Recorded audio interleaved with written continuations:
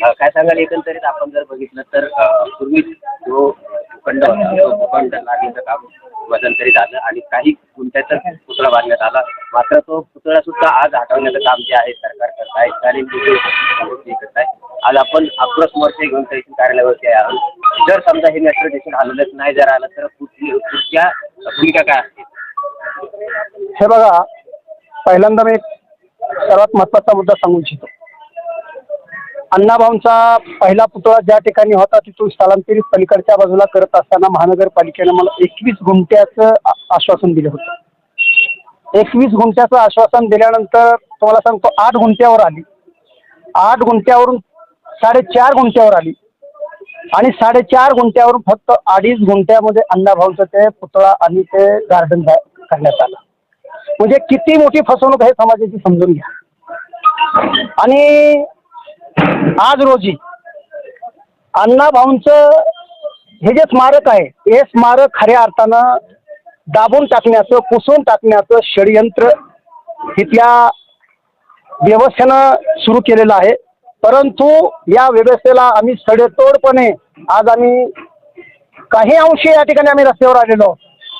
परंतु भविष्य काळामध्ये पिंपरी चिंचवड महानगरपालिकेचे आयुक्त असो, इथले पदाधिकारी असो, इथले नगरसेवक असो, इथला आमदार असो, नदीतला खासदार असो, त्यांना आम्ही पळताभुई थोडी करू. कसं आहे, माणसं जोपर्यंत शांत असतात तोपर्यंत शांत असतात. एकदा माणसं बिघडली नाही. बाबासाहेब आंबेडकरांच्या विचारानं, अण्णाभाऊंच्या विचारानं, छत्रपती शिवाजीराजांच्या, शाहूराजांच्या, महात्मा फुलेंच्या विचारानं प्रेरित झालेली ही जी जमात आहे, ही जमात अन्याय कधीही सहन करत नसते. फक्त आज आम्ही त्यांना इशारा दिलाय की मेट्रो तुम्ही पुढे घ्या. जर नाही घेतलं तर मेट्रोचं कायमस्वरूपी काम बंद पाडू. दुसरा मुद्दा, या ठिकाणी जे आमचं 4 एकर 17 गुंठेची जागा दिलेली आहे त्यामध्ये अतिशय षडयंत्रपूर्वक शांत डोक्यानं काम दाखवले त्यांनी.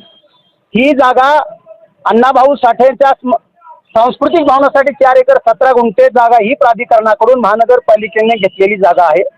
आमची गेली 20-25 वर्षाची मागणी आहे. ती कुठेतरी पूर्ण झाली आणि पूर्ण झाल्यानंतर इथल्या व्यवस्थेनं, इथल्या जातीवादी काही मंडळींनी अण्णाभाऊंचं नाव त्यांना खुपतं. कारण या ठिकाणी मनोवादी वृत्तीची लोक आजूबाजूला सगळे राहत आहेत. त्यामुळे त्यांना अण्णाभाऊंचं स्मारक हे खुपत आहे.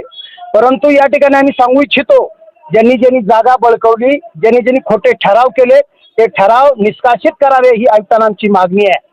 आम्ही विनंतीपूर्वक मागणी करतो, जर हे ठराव निष्कासित नाही झाले तर आम्हाला महानगरपालिकेच्या आयुक्ताच्या कार्यालयात घुसून आम्हाला ते करावं, जे काम करायचंय ते आम्ही करू. एवढं आता या प्रसंगी सांगू इच्छितो.